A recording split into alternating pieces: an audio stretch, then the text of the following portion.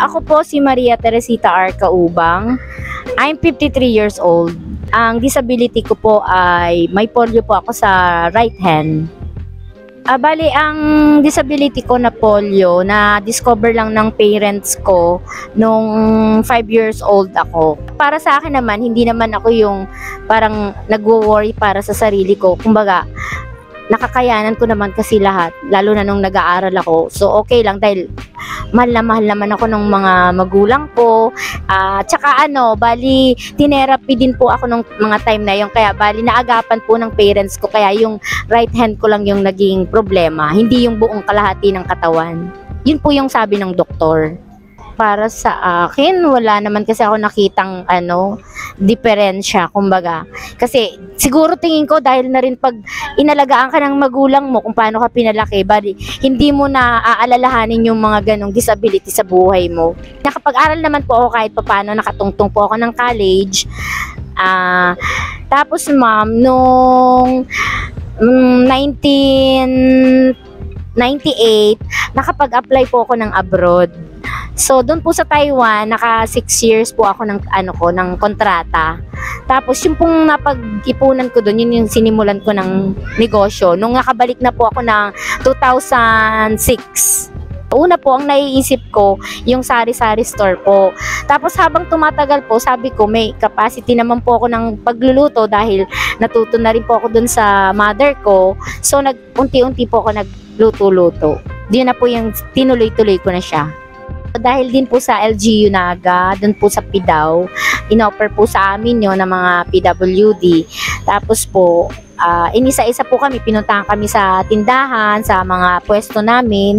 Yun naman po ang pinagsimulan po nun. Kaya nalaman po namin yung sa programa ng Atrieve. Sa pamamagitan na din po ma'am nung paliwanag nila kung anong klase nung programa nung training na gagawin ng Atrieve, yung digital business po. So, dun po, nagkaroon ako ng idea na inisip ko na makakadagdag po yun sa mga kaalaman na matututunan ko pa po at may dadagdag dito sa aking negosyo.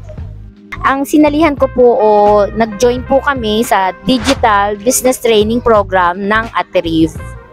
Ang napili kong business na para gawin dun sa pangpuhunan na binigay ng Atrieve ay yung sa food processing. Sa ngayon po, maaari niyo po akong makita sa Facebook, sa email ko na jomalin18@gmail.com. Sa mga challenges naman na nangyari sa akin, yun, isa yung kahit na mag-isa ka lang, wala kang katulong, kinakaya ng isang katulad ko na PWD. So, bali, yung success na nakikita ko, yung lumalago pa yung aking sinimulan, na nagsimula ako sa sari-sari store, then nakaisip ako ng mga pagluto-luto, at sa ngayon, naka-i-invite ko naman sila sa pamamagitan ng Facebook page. Dun sa ginawa kong business plan, bali, nung chinek naman po ito ng Atrieve, naipasa naman po yung mga plano na ginawa ko po regarding tungkol sa business po. Yung pong naibigay sa akin ng Atrieve na halaga na 5,000, sinimulan ko po yon sa paggawa ng mga spreads katulad ng peanut butter, tapos ng chili oil, at same time, nagre-rebrand po ako ng skinless longganisa. Bali, nung sa halagang 5,000 po, bali, kumita naman po ako nung una ng 1,200, tapos tumataas din po siya ng tumataas. Kasi pinapaikot-ikot ko lang po yung pera.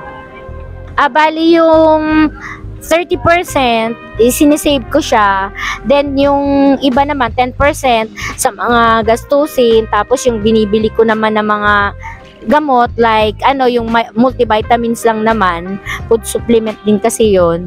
20%. Tapos the rest po, nakakakuha naman po ako ng pambayad ko dun sa mga bills. Katulad ng kuryente, tubig, yun po. Yung sa training po ng Atrib, ang nakatulong po kasi sa amin talaga, bali sa akin po, yung pong sa paggawa po ng yung sa coasting, doon ko nakita na hindi lang pala yun na pag eto, naisip mo ganyan, tapos hindi mo naman pala kino-compute yung mga nagagastos mo at ang mga bagay na kailangan mong i-budget. Kaya sa coasting po, yun yung pinakamagandang naituro po ng ng Atrib sa akin. Yung paggamit nga po ng sa cellphone, katulad po nung tinuro ni sir na kung paano yung sa Canva, doon daw po yung makikita. Tapos yung sa YouTube at saka yung sa TikTok, doon ko po natutunan yung sa Atrib, dun sa digital business training program nila. Kaya malaking pasalamat po lahat ng naituro nila sa amin. Ang nakita ko po kasi nakatulong talaga po sa akin yun, yung leksyon na nakita ko doon, yung tamang pagbabudget, dapat alam mo. Tapos yung ano ba yung mga dapat mahalagang bagay na uunahin mo kaysa yung kumbaga yung needs dapat hindi masyado dun sa mga wants. Kasi yun ang importante para makakasave ka, hindi yung gastos ka ng gastos. Hindi mo na alam kung paano mo gagamitin yung pera mo. Ang Atrib po, malaki ang naitulong sa amin ng mga PWD. Maaari po kayong mag-join sa kanila dahil mas marami po kayong matututunan at mas maayos po yung pagpapatakbo ninyo ng inyong mga negosyo dahil din po sa tulong nila. Sa mga katulad ko po na PWD, wag po kayong mawala ng pag-asa dahil ito pong Atrib, malaki po ang maitutulong sa atin. Pwede po kayong mag-join. Ituloy lang po natin dahil hindi naman po dito natatapos ang buhay. Kumbaga, lahat ng mga taong katulad natin ay may mga kakayanan na nagagawa ng isang normal na tao. Gusto ko po magpasalamat higit sa lahat sa Atrib po na nakatulong po sa aming na mga PWD.